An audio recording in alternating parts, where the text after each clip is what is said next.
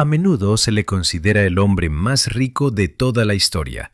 Gobernó uno de los imperios más extensos que ha conocido África y, sin embargo, la mayoría de los libros de historia apenas se detienen en él. Su poder no se limitaba a poseer oro. Controlaba la red de recursos y rutas comerciales que sostenía buena parte del mundo medieval.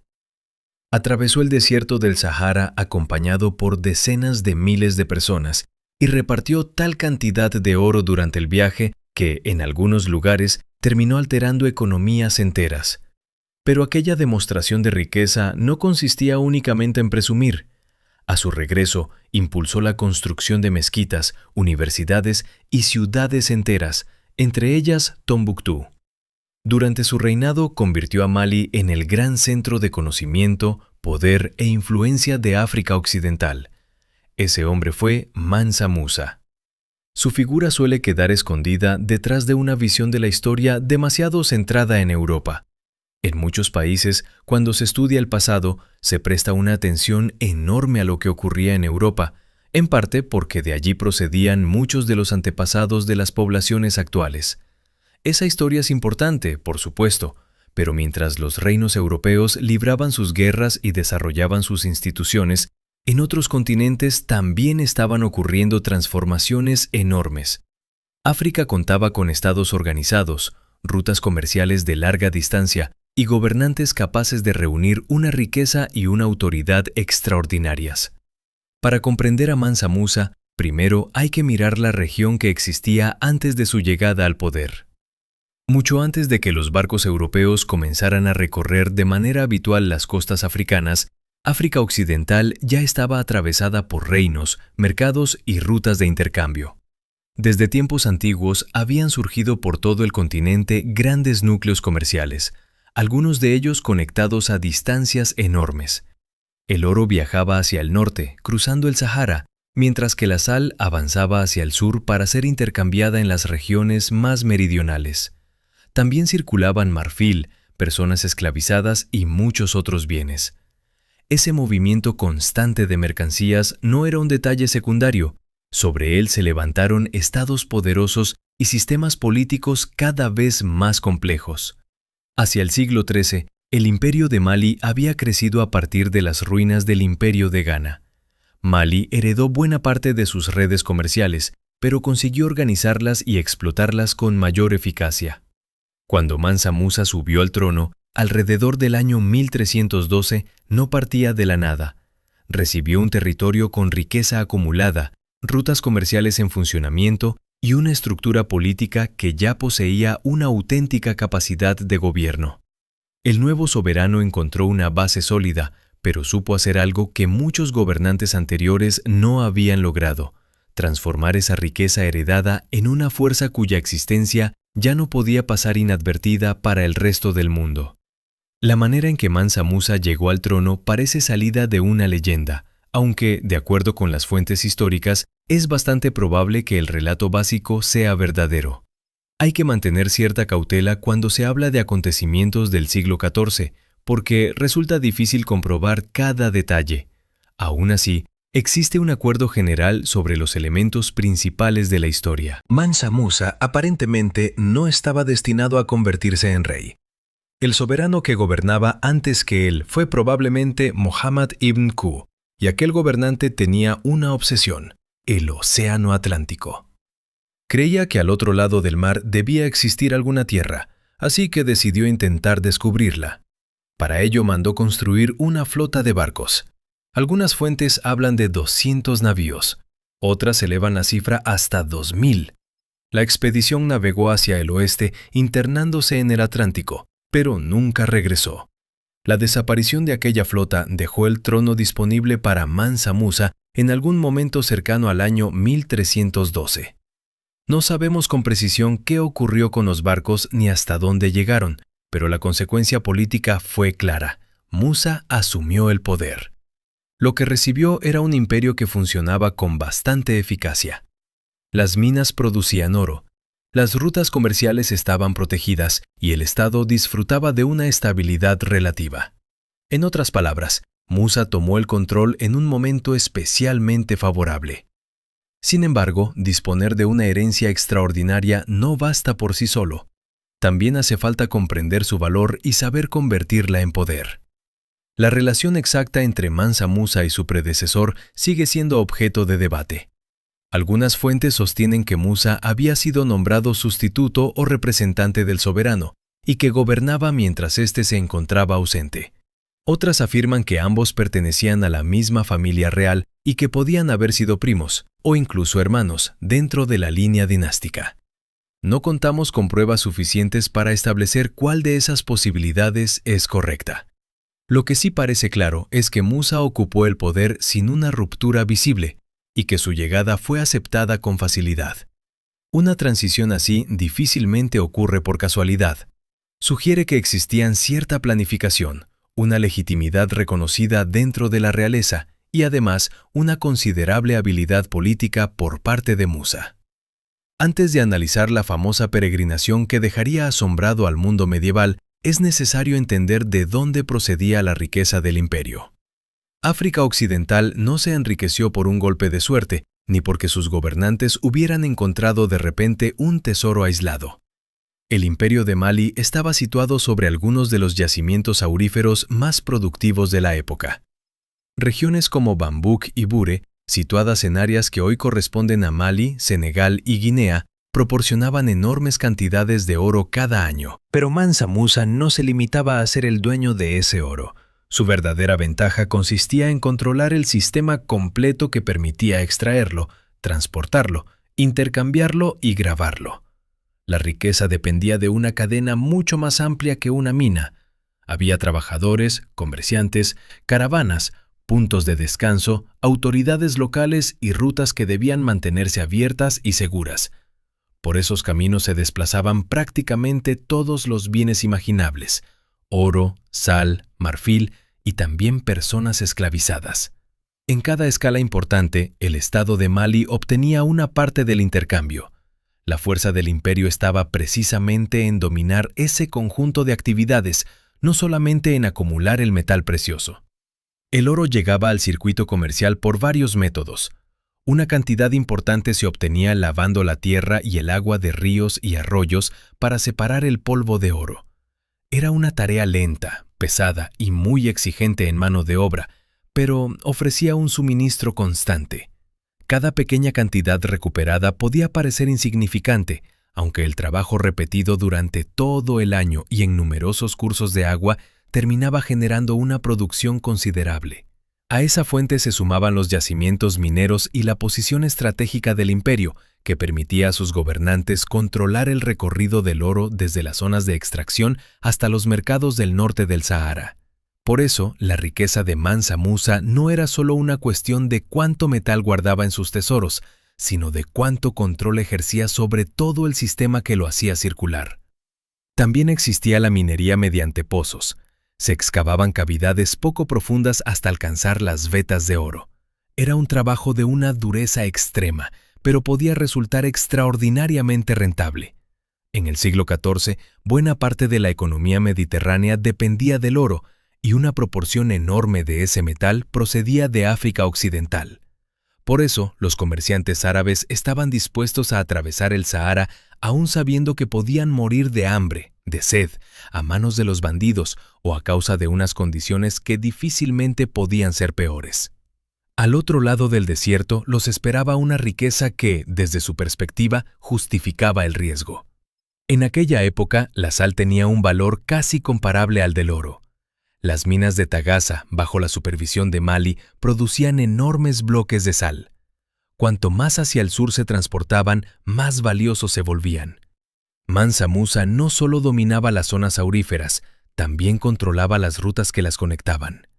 El oro viajaba hacia el norte, la sal avanzaba hacia el sur, y las personas esclavizadas eran trasladadas prácticamente en todas las direcciones. Por esas ciudades circulaban marfil, nueces de cola, tejidos y productos manufacturados. En cada lugar donde se realizaba un intercambio, los funcionarios cobraban su parte. Los imperios no necesitaban dirigir personalmente cada caravana ni contar una por una todas las monedas. Les bastaba con mantener los caminos seguros, conservar el orden y evitar que alguien pudiera rodear por completo el territorio de Mali. Nadie comprendía mejor ese sistema que Mansa Musa.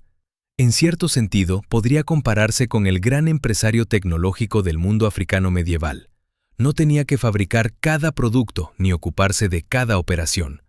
Lo esencial era dominar las rutas y disponer, además, de una reserva gigantesca de oro. Hoy, cuando se intenta calcular la fortuna de Mansa Musa, aparece un problema. Las cifras dejan de tener un significado sencillo en términos modernos. Incluso los escritores medievales tenían dificultades para describirla, porque no encontraban nada con lo que pudieran compararla. El historiador Al-Umari, que escribió aproximadamente una década después de la peregrinación, contó que Musa viajaba con una caravana en la que había 80 camellos cargados de oro. Cada animal transportaba alrededor de 300 libras, de modo que el total podía situarse entre 12 y 15 toneladas de oro.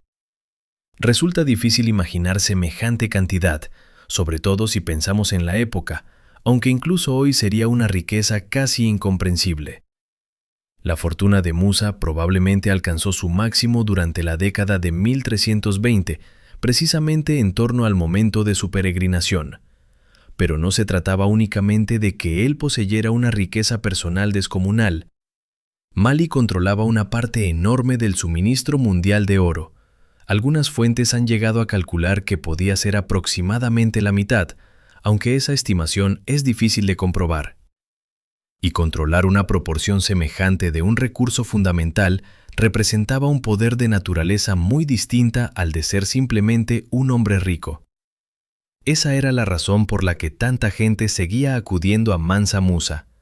Las personas más adineradas de nuestro tiempo funcionan dentro de sistemas inmensos, rodeadas de mercados, gobiernos e instituciones. Musa, en cambio, podía presentarse en un lugar con oro y alterar su funcionamiento. Las economías locales cambiaban literalmente a su alrededor. Ciudades enteras reaccionaban ante el tamaño de su riqueza. Esa capacidad explica por qué su historia todavía resulta tan difícil de asimilar. Los economistas modernos han intentado traducir su fortuna a una cantidad actual. Algunas estimaciones la sitúan en torno a los 400.000 millones de dólares de hoy.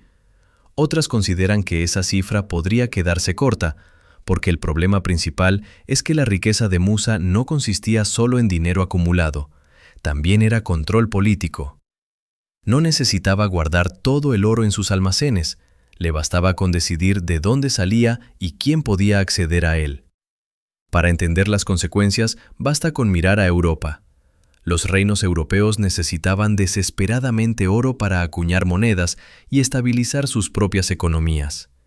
Varias ciudades-estado italianas construyeron su poder bancario gracias al acceso a ese metal.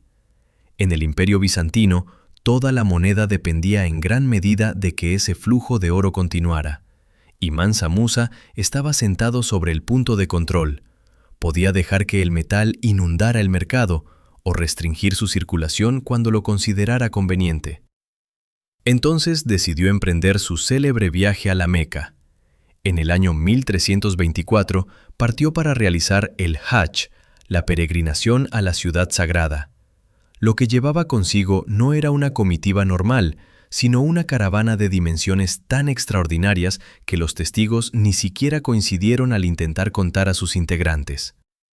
Algunas fuentes hablaban de 60.000 personas. Su vanguardia estaba formada por 500 asistentes y cada uno llevaba un bastón adornado con oro. Su esposa principal viajaba con un séquito propio, compuesto por otros 500 acompañantes. Organizar una expedición así debió de ser una tarea asombrosa. El desafío logístico era enorme. Para cruzar el Sahara había que localizar y planificar con meses de antelación las fuentes de agua. Los alimentos debían alcanzar para semanas enteras entre un oasis y el siguiente. Hacían falta guías que conocieran el desierto, guardias armados y miles de camellos capaces de transportar las provisiones.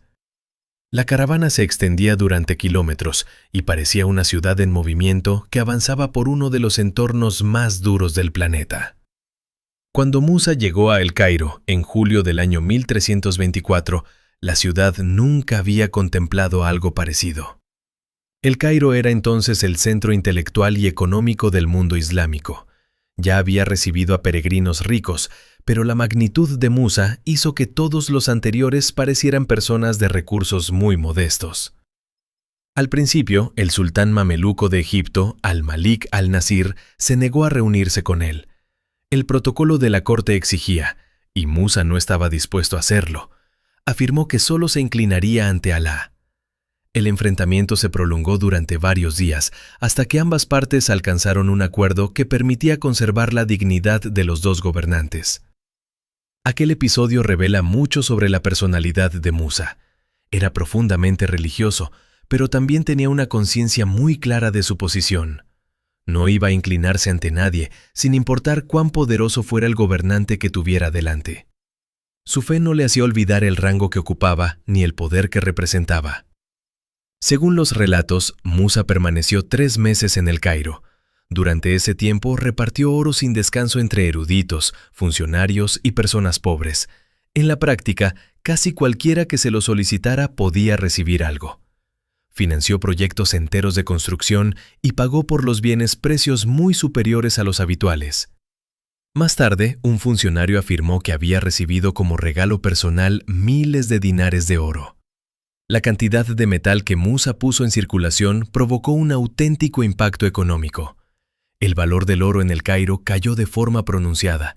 Su precio frente a la plata descendió alrededor de un 12% y no se recuperó por completo hasta 12 años después. No se trataba de una alteración menor. El oro constituía la base del sistema monetario medieval, así que una caída repentina de su valor afectaba a todos los demás elementos de la economía. Los comerciantes podían ver cómo sus patrimonios perdían valor de un día para otro. Quienes dependían de ingresos fijos se encontraban con que los precios subían a gran velocidad.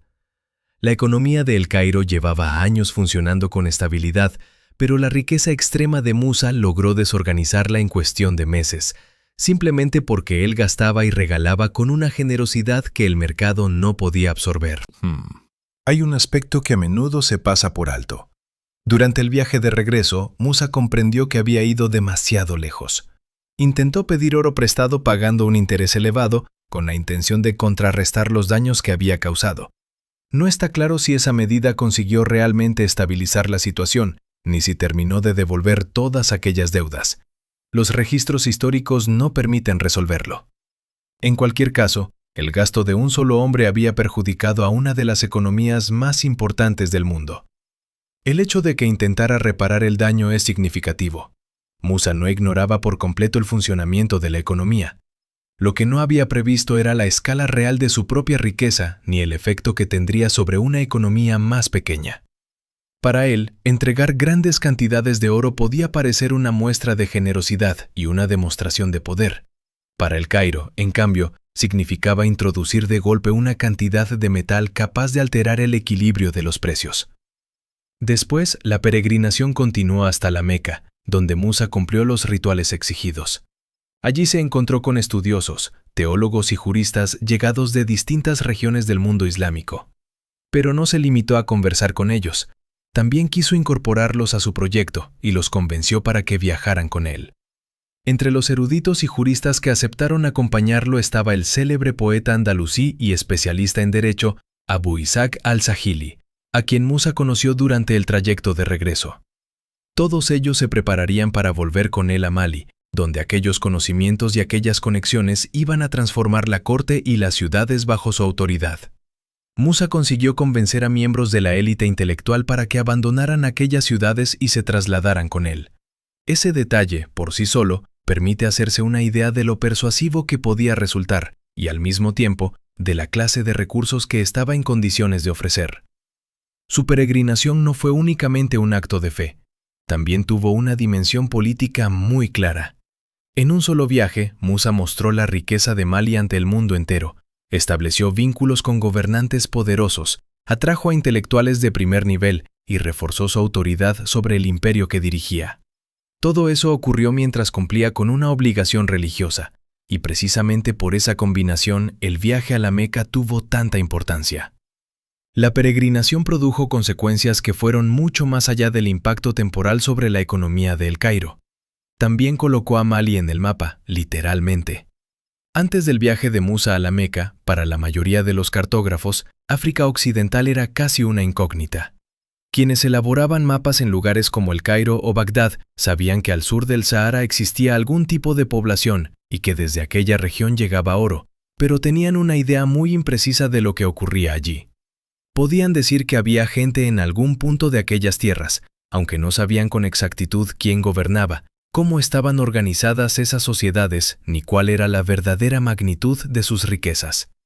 Cuando faltaba información, algunos autores rellenaban los espacios desconocidos con conjeturas, o sencillamente inventaban detalles. Después de la peregrinación de Musa, esa situación empezó a cambiar. El mundo exterior ya no podía considerar Mali como una región vaga, remota y apenas imaginable.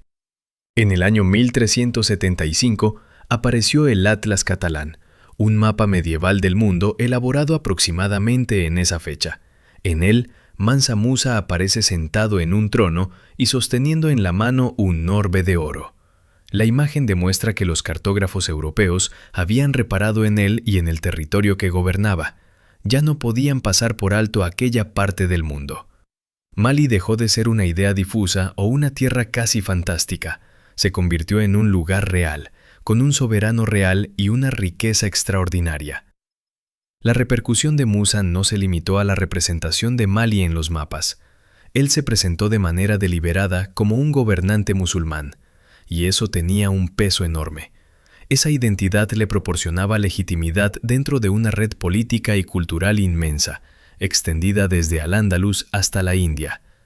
Musa intercambió cartas con gobernantes de Marruecos y envió regalos a los sultanes de Egipto. Al mismo tiempo, cuando regresó a su propio territorio, comenzó a transformar las instituciones de Mali. Impulsó la construcción de mezquitas y de escuelas coránicas, y situó el Islam en el centro de la vida del Estado de una forma que sus predecesores nunca habían conseguido establecer. Los sabios que llevó consigo desde la Meca no se limitaron a enseñar religión. Su presencia también elevó el nivel de las instituciones de conocimiento de Mali. El Islam ya estaba presente en África Occidental desde hacía siglos. Había llegado y se había extendido a través de comerciantes y de estudiosos viajeros, pero hasta entonces había conservado, sobre todo, el carácter de una religión urbana vinculada a las élites. La mayoría de la población continuaba practicando las creencias tradicionales de la región, las costumbres religiosas populares que formaban parte de la vida cotidiana de sus comunidades. Musa no intentó obligar a todos sus súbditos a convertirse. La conversión forzosa no era el método que escogió. Su estrategia fue diferente. Hizo que el Islam resultara imposible de ignorar en el ámbito del Estado. Para ello, ordenó levantar mezquitas en las principales ciudades del imperio. También fundó madrasas, centros en los que los estudiantes aprendían árabe y estudiaban el Corán. Además, incorporó jueces formados en el derecho islámico para que administraran justicia de acuerdo con los principios de la Sharía. De esa manera, la religión no tuvo que imponerse necesariamente sobre cada creencia local para adquirir una presencia decisiva. Bastaba con que las instituciones que organizaban la vida pública, la educación y la justicia comenzaran a funcionar cada vez más bajo referencias islámicas. Ese proceso tuvo una importancia especial en las ciudades que se convirtieron en los grandes centros del poder y del saber de Mali. La llegada de especialistas, maestros y juristas aumentó el prestigio de las instituciones creadas por Musa. Los estudiosos que había atraído durante su peregrinación aportaban conocimientos religiosos, pero también ayudaban a formar una estructura cultural más sólida alrededor de la corte y de los núcleos urbanos. Así, el viaje que había servido para exhibir la riqueza del imperio y establecer relaciones internacionales terminó teniendo también un efecto duradero dentro de Mali. La autoridad del soberano se apoyaba ahora en una imagen exterior más poderosa y en unas instituciones internas más organizadas. La transformación no significaba que las antiguas creencias desaparecieran de inmediato. El hecho de que el Islam pasara a ocupar un lugar central en la administración y en la educación no borraba automáticamente las prácticas tradicionales de la población. Lo que cambió fue el marco oficial del poder.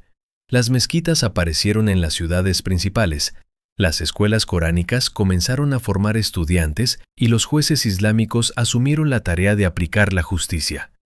El Estado empezó a expresarse en un lenguaje religioso y jurídico que conectaba a Mali con gobernantes, comerciantes y estudiosos de regiones muy lejanas.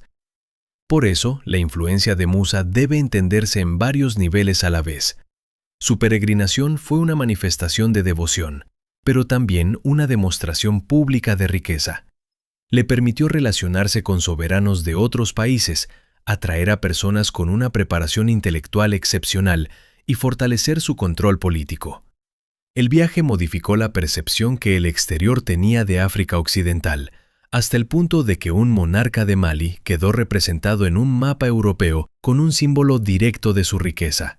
Y, de regreso en su imperio, Musa utilizó el prestigio obtenido para reorganizar instituciones, patrocinar mezquitas, promover la enseñanza del Corán y hacer que el Islam se incorporara al funcionamiento cotidiano del Estado. La imagen de Mansa Musa con el orbe de oro resumía para quienes observaban Mali desde lejos una realidad que hasta entonces apenas habían podido imaginar. Al sur del Sahara existía un poder organizado y extremadamente rico. Pero esa representación también ocultaba parte de la complejidad del proceso. La riqueza podía llamar la atención de los cartógrafos y de los gobernantes extranjeros, mientras que la construcción de mezquitas, escuelas y tribunales modificaba gradualmente la vida interna del imperio. Musa no solo quería ser conocido como un hombre rico, también quería ser reconocido como un soberano musulmán legítimo, conectado con una comunidad política y religiosa que se extendía mucho más allá de sus fronteras. En ese sentido, los vínculos que estableció durante el viaje no fueron simples gestos ceremoniales. Las cartas dirigidas a los gobernantes de Marruecos y los regalos enviados a los sultanes egipcios formaban parte de una política de relaciones con otros centros de poder. Al mostrar quién era y de qué recursos disponía, Musa podía presentarse como un interlocutor importante. Y al atraer estudiosos desde las ciudades que visitó, conseguía reunir en Mali el talento necesario para fortalecer sus propias instituciones. La capacidad de convencerlos para dejar atrás sus ciudades y acompañarlo revela tanto su poder de persuasión como la seguridad de que podía ofrecerles condiciones y recursos suficientes para emprender una nueva vida en su imperio. Con el tiempo, los centros urbanos de Mali empezaron a reflejar esa nueva orientación. Las mezquitas servían como espacios de culto, pero también expresaban la presencia visible del Estado y de la religión que el soberano había adoptado como parte esencial de su legitimidad. Las madrasas daban forma a una educación vinculada al árabe y al Corán, mientras que los jueces instruidos en la ley islámica introducían otros criterios en la administración de justicia. Para las élites urbanas, todo aquello podía reforzar una identidad religiosa que ya existía desde hacía generaciones. Para las comunidades que mantenían sus prácticas tradicionales, la transformación podía ser más gradual, porque Musa no convirtió la imposición religiosa en el eje de su gobierno. El resultado fue una islamización impulsada desde las instituciones. En lugar de exigir que cada persona abandonara de inmediato sus creencias, el soberano hizo que las estructuras públicas del imperio funcionaran cada vez más de acuerdo con el Islam. Esa diferencia es importante. El Islam no era una novedad absoluta en la región, pero bajo Musa adquirió una visibilidad, una autoridad y una influencia estatal mucho mayores. Las redes comerciales y los viajes de los estudiosos ya lo habían llevado a África Occidental. Musa lo vinculó además con la corte, la educación y los tribunales. Así, la religión pasó de ser principalmente una presencia de las ciudades y de ciertos grupos privilegiados a convertirse en una pieza central del aparato político de Mali. La estrategia de Mansa Musa se apoyaba en gran medida en la fe, pero también resultó ser una herramienta política extraordinariamente eficaz. Al presentar Mali como un Estado islámico plenamente integrado, el soberano consiguió abrir puertas que hasta entonces habían permanecido cerradas. Los comerciantes musulmanes del norte de África se sintieron mucho más seguros a la hora de hacer negocios allí. Los eruditos estuvieron más dispuestos a viajar hasta sus ciudades y mantener relaciones diplomáticas se volvió bastante más sencillo. Mali dejó de ser un territorio lejano conocido únicamente por sus reservas de oro y pasó a ocupar un lugar dentro de los grandes centros culturales e intelectuales del mundo islámico. Los sabios que Musa había atraído necesitaban un espacio donde trabajar, enseñar y reunirse. Por eso les entregó Tombuctú. Mucha gente utiliza todavía el nombre de esta ciudad para referirse a un lugar remoto, pero Tombuctú existía de verdad y en ella se desarrollaba una intensa actividad intelectual. Ya era un enclave comercial importante cuando Musa llegó a convertirla en una auténtica potencia cultural y académica. Entre sus principales proyectos estuvo la mezquita de Djinguereber, diseñada por Abu Ishaq al-Sahili, un arquitecto procedente de Granada. En poco tiempo, el templo se transformó en un centro de estudios de primer orden y empezó a recibir alumnos de distintas regiones de África Occidental y del norte del continente. Conviene recordar que al-Sahili no era solamente un arquitecto, ya era un poeta muy reconocido, conocido en buena parte del mundo islámico. Musa lo había conocido durante su peregrinación y consiguió convencerlo para que regresara con él. Según cuenta Ibn Yaldún, Musa le pagó por aquel trabajo 12.000 miscales de oro, una cantidad que equivaldría aproximadamente a 50 kilogramos. Incluso para un monarca con los recursos de Mansa Musa, se trataba de una suma descomunal. La propia construcción también incorporaba soluciones muy avanzadas para su tiempo. Las mezquitas se levantaban utilizando técnicas locales.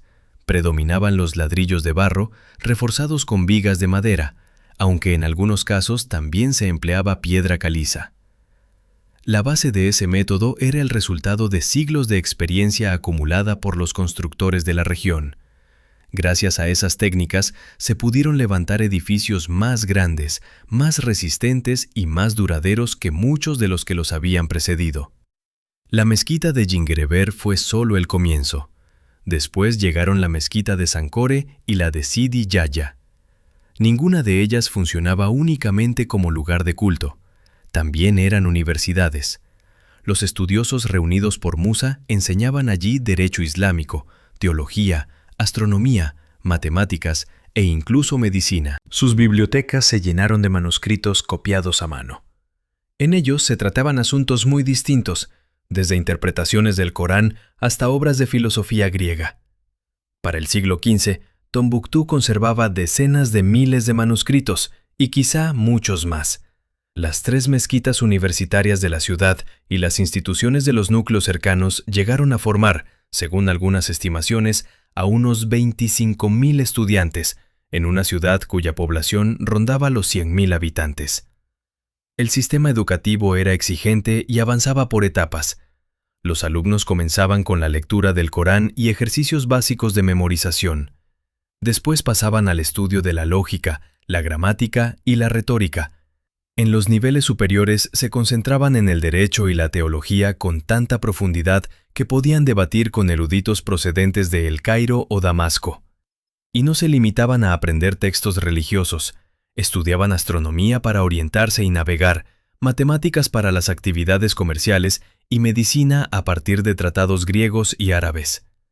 Cuando Ibn Battuta visitó Tombuctú en 1353, varios años después de la muerte de Mansa Musa, se encontró con una ciudad en la que los estudiosos gozaban de un enorme respeto, los debates se celebraban públicamente y los libros eran considerados objetos de un valor extraordinario.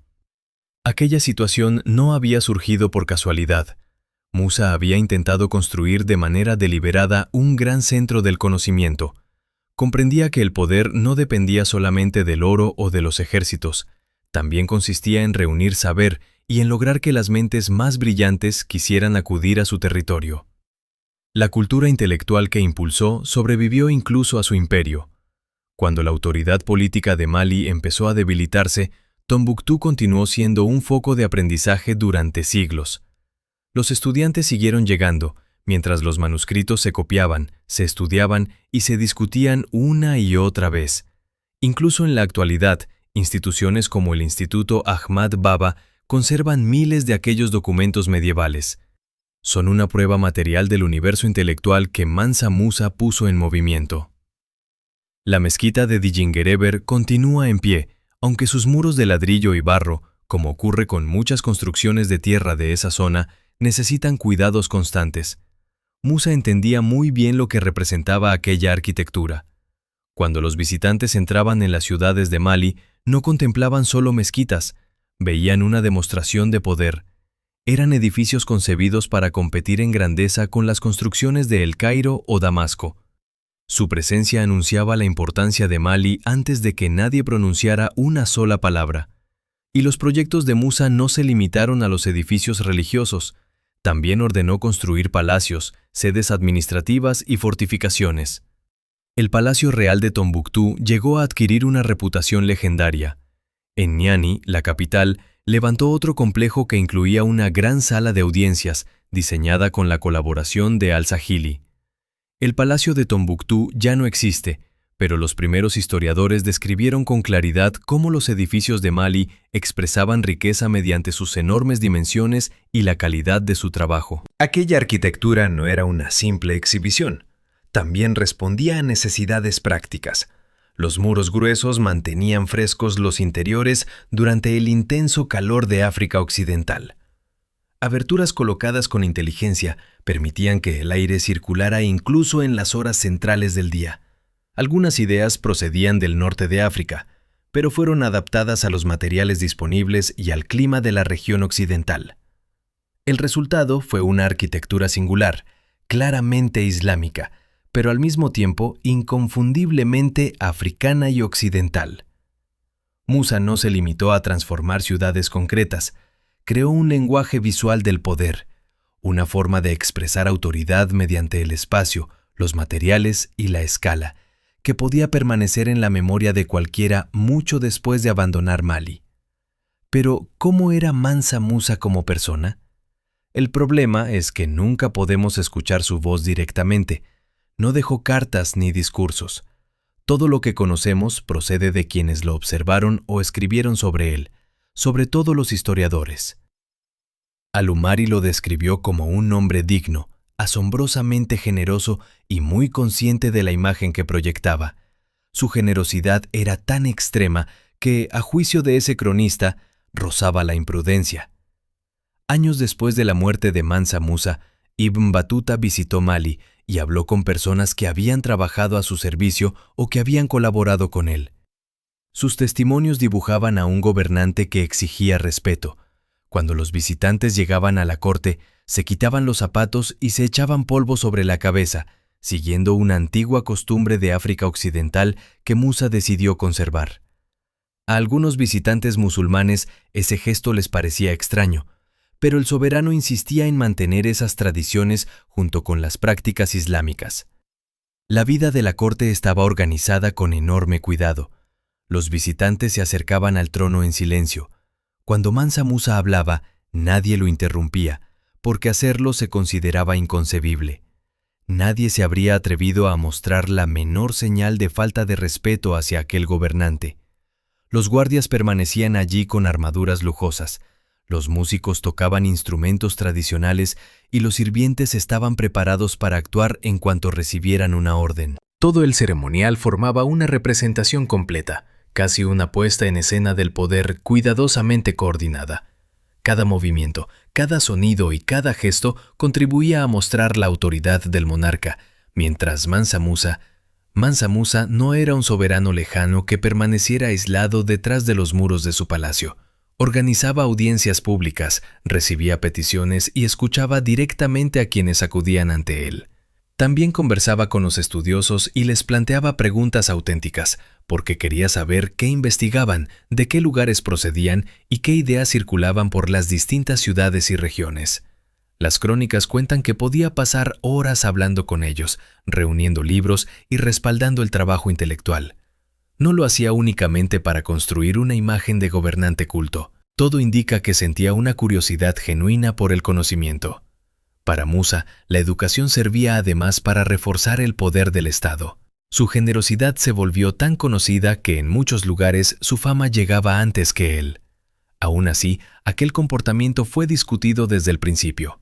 Algunos historiadores se burlaban de sus gastos y los consideraban absurdos o desmedidos.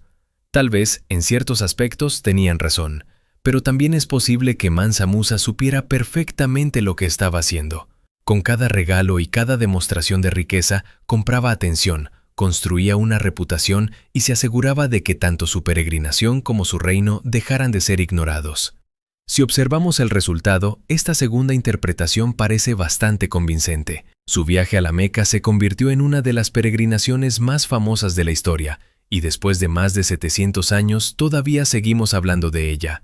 Sin embargo, detrás del oro, la riqueza y la puesta en escena, seguía existiendo un imperio que debía ser administrado todos los días. Bajo el gobierno de Musa, Mali no estaba dirigido desde un único centro, con un control absoluto sobre cada territorio. Era una combinación de gobernadores provinciales y reyes tributarios. Los gobernadores se ocupaban de recaudar impuestos y de buena parte de las tareas administrativas, en pueblos y regiones concretas. Los reyes tributarios conservaban el mando local, pero debían entregar tributos al soberano y enviar soldados cuando se les solicitaba. Un sistema así solo podía funcionar mediante una vigilancia constante. Mansa Musa no daba por sentada la lealtad de sus subordinados. Recompensaba a los gobernadores que cumplían bien su trabajo, pero mantenía los ojos puestos sobre todos ellos. Los funcionarios cambiaban de puesto con tanta frecuencia que les resultaba muy difícil crear una base de poder propia y utilizarla después para desafiar al monarca. En las provincias había informantes encargados de comunicar lo que ocurría sobre el terreno, y los cargos más rentables o estratégicos solían recaer en personas que tenían vínculos estrechos con la familia real. De ese modo, la autoridad podía repartirse entre distintos niveles, pero nunca quedaba desatendida. El ejército constituía otro de los grandes pilares de su dominio. Mali contaba con una fuerza permanente de aproximadamente 100.000 soldados, preparada para desplazarse con rapidez a cualquier punto del imperio. El núcleo de ese ejército era una caballería de élite formada por unos 10.000 jinetes protegidos con armadura, capaces de moverse a gran velocidad y de intervenir en lugares muy distantes. El resto estaba compuesto por alrededor de 90.000 soldados de infantería, arqueros, lanceros y unidades especializadas en asedios y en la defensa de guarniciones. Musa no pasó todo su reinado combatiendo sin descanso, ni emprendió campañas de conquista de manera continua. Es verdad que sus operaciones militares ampliaron y consolidaron un imperio que ya era enorme, pero durante buena parte del tiempo ni siquiera tuvo que recurrir a la fuerza. Bastaba con que todos supieran que podía emplearla. Los estados tributarios entendían perfectamente quién tenía la ventaja y, por lo general, preferían mantenerse dentro del orden establecido. Mansa Musa gobernó durante unos 25 años, quizá algo más. Se cree que murió alrededor del año 1337, probablemente cuando tenía unos 60 años. Después de su muerte, el trono pasó a su hijo Magan. Al principio, la transición fue tranquila, en parte porque Musa ya lo había designado como su representante durante la peregrinación. Pero menos de 4 años después, Magan fue derrocado por el propio hermano de Musa, Suleán. El sistema que el gran soberano había construido podía ser sólido, pero no estaba destinado a resistir para siempre. Los registros se vuelven mucho más silenciosos al acercarse el final de la vida de Musa. No aparecen grandes guerras ni nuevos proyectos monumentales. Da la impresión de que, durante sus últimos años, se limitó a mantener unido todo aquello que ya había levantado. No sabemos cuál fue la razón. Quizá se sentía satisfecho con lo conseguido. Quizá la edad hizo que redujera su ritmo. Lo que sí parece claro es que, cuando murió, Mali se encontraba en el punto culminante de su poder. Las arcas estaban llenas, las fronteras permanecían seguras, las ciudades prosperaban. Timbuktu, entre otros centros urbanos, era un lugar lleno de actividad intelectual, debates y estudios. Según los criterios que definían la grandeza política en el mundo medieval, aquello era un éxito extraordinario. Musa había cumplido su objetivo. Desde luego, no había creado Mali desde cero.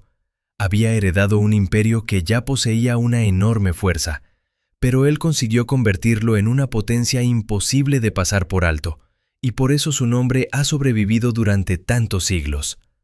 Aún así, los imperios levantados alrededor de una personalidad excepcional no siempre logran sobrevivir a esa persona. La decadencia de Mali no se produjo de golpe.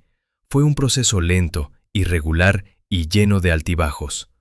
El gobierno de su hijo Magan duró aproximadamente 4 años, y después comenzaron a hacerse visibles las primeras grietas. Llegaron las luchas por el poder, los sucesores se enfrentaron entre sí y varios reinos tributarios empezaron a alejarse de la autoridad central. Para finales del siglo XV, Mali se había convertido en una sombra de aquel imperio que Musa había gobernado. No existe una única explicación para ese deterioro. En la historia casi nunca hay una sola causa. Algunos gobernantes posteriores fueron menos hábiles o tuvieron una autoridad más débil, y no lograron conservar el control con la misma eficacia que Musa. Al mismo tiempo, las rutas comerciales cambiaron, surgieron nuevas potencias en la región y los conflictos internos consumieron recursos, soldados y capacidad administrativa. Poco a poco, las instituciones que Musa había organizado comenzaron a deshacerse. También puede plantearse una explicación más sencilla. Después de él, nadie reunió la misma combinación de riqueza, visión política y autoridad personal. Musa no era solamente un hombre inmensamente rico, también era persuasivo, disciplinado y brillante. Hablaba constantemente con los estudiosos, se interesaba por las ideas y ejercía una presencia dominante que resultaba muy difícil de sustituir. Tal vez fue, sencillamente, un gobernante excepcional, de esos que aparecen una sola vez en cada generación. Su forma de ejercer el poder estableció una medida que sus sucesores quizá no estaban en condiciones de alcanzar. Había creado un reino tan extenso y poderoso que quizá solo él sabía cómo dirigirlo correctamente. Cuando desaparece una figura así, incluso un imperio fuerte puede empezar a perder cohesión. Lo interesante es que Mansa Musa no desapareció de la memoria cuando comenzó a declinar el poder de Mali. Las historias sobre él siguieron circulando durante siglos. Su figura continuó apareciendo en mapas medievales, sobre todo en el Atlas catalán, donde se le representa sentado en un trono y sosteniendo una esfera de oro. Mucho después de que la influencia política de Mali se debilitara, Musa siguió recordando una realidad que gran parte del mundo había subestimado. El poder también existía muy lejos de Europa. Esa idea resultaba profundamente inquietante para las élites europeas, acostumbradas a imaginar que la riqueza y la autoridad mundial se concentraban en su propio entorno. Por eso la historia de Musa conserva su importancia. No es solo una anécdota sobre un monarca rico. Su trayectoria demuestra lo que las sociedades africanas ya eran capaces de construir: estados organizados, redes comerciales de gran alcance, ciudades dedicadas al estudio y al debate, y gobernantes con la capacidad de imponer respeto en un escenario internacional. La gente vuelve una y otra vez a este relato no únicamente porque Musa poseyera grandes cantidades de oro, sino porque sus desplazamientos tenían consecuencias económicas reales. Cuando atravesaba una región, los mercados reaccionaban.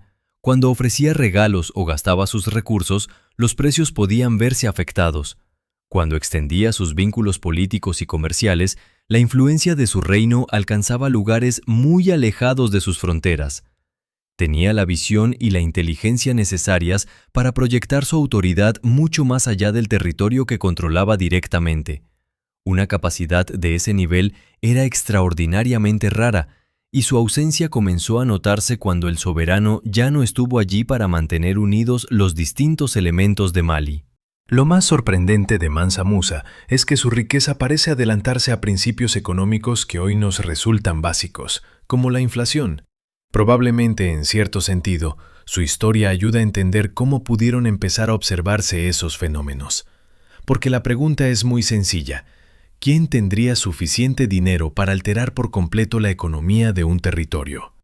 En su caso, la respuesta era un hombre capaz de llegar a una ciudad y repartir tanto oro que el valor de la moneda terminaba cayendo. No se trataba solo de que él fuera inmensamente rico. Su riqueza podía transformar el lugar por el que pasaba. De hecho, dejó ciudades más pobres precisamente porque llevaba consigo una cantidad de oro tan extraordinaria. Es una situación difícil de imaginar. Alguien tan poderoso económicamente que su generosidad produce consecuencias negativas durante años. Y al mismo tiempo, resulta llamativo el valor que concedía a la educación. Da la impresión de que no quería limitarse a acumular riquezas, sino que disfrutaba aprendiendo y conversando con personas capaces de enseñarle algo nuevo. Con recursos ilimitados, podía permanecer en su palacio y recibir visitantes de todos los rincones del mundo para escuchar sus conocimientos, hacerles preguntas y aprovechar sus experiencias. Esa posibilidad, la de tener a los mejores estudiosos entrando continuamente en tu casa para hablar contigo, parece casi una fantasía. Claro que decir que uno querría ser la persona más rica del mundo puede sonar como una opinión bastante obvia, pero la idea sigue siendo interesante. Para Mansa Musa, el lujo no consistía únicamente en poseer oro, sino también en tener acceso permanente al conocimiento. Hay otro detalle importante relacionado con su nombre. Su título completo era Mansa Musa Keita I, pero Mansa no era realmente su nombre. La palabra significaba emperador o algo parecido a rey de reyes. Por su parte, Keita lo vinculaba con la dinastía fundadora, la línea que descendía de Sundiata Keita, considerado el fundador del imperio. Así que incluso su título explicaba su posición política y su pertenencia a la familia que había dado origen a aquel estado. Cuanto más se conoce su historia, más cautivadora resulta. Es extraño que una figura de semejante importancia no ocupe un lugar más destacado en la cultura popular. No es que nadie haya oído hablar de él. Muchas personas conocen el nombre de Mansa Musa y la leyenda de su riqueza. Sin embargo, muy pocos saben realmente quién fue, cómo gobernó o qué consecuencias tuvo su poder. Se le recuerda como el hombre más rico de la historia, pero esa etiqueta puede ocultar todo lo demás: su diplomacia, su interés por la educación y su capacidad para convertir la riqueza en una herramienta política y cultural. También puede plantearse una reflexión sobre el papel que desempeñó el Islam en su manera de organizar el poder y la vida pública. La religión proporcionaba una estructura muy definida en regiones donde antes existían tradiciones religiosas locales y creencias diversas. Sus 5 pilares ofrecían normas y prácticas concretas a las que los creyentes se comprometían con mucha seriedad. Desde esa perspectiva, cuando un gobernante alcanzaba una riqueza descomunal, podía contar con un marco bastante sólido para administrarla, distribuirla y relacionarla con sus obligaciones religiosas y políticas. La comparación con otras religiones antiguas debe hacerse con cuidado y no pretende ser una falta de respeto hacia las tradiciones de África Occidental. El punto es que, cuando se cree en un panteón compuesto por muchas divinidades y prácticas diferentes, desde fuera puede resultar más difícil saber qué reglas concretas guían el uso de una fortuna semejante.